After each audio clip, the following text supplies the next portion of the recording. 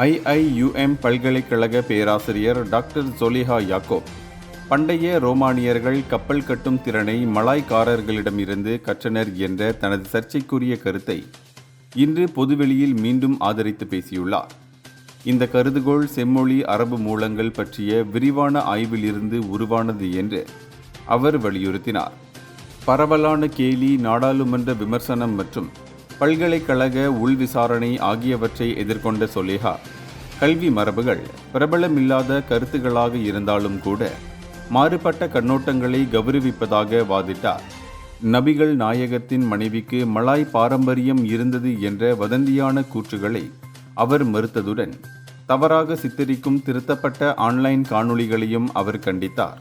பெரும்பாலான நாடாளுமன்ற உறுப்பினர்களும் வரலாற்றாசிரியர்களும் அவரது தியரிக்கு ஆதாரம் இல்லை என்று கூறி நிராகரித்த போதும் பாஸ் கட்சியை சேர்ந்த வான் ரசாலி திறந்த மனதுடன் ஆய்வு செய்யுமாறு வலியுறுத்தினார். இதனிடையே விவாதம் தொடரும் நிலையில் கல்விசார் ஆர்வம் மற்றும் மரியாதையை வலியுறுத்திய சொலிஹா, அவமானங்கள், அவதூறுகளுக்கு ஒரு முடிவை காணுவார் என்று நம்புவதாக தெரிவித்தார்.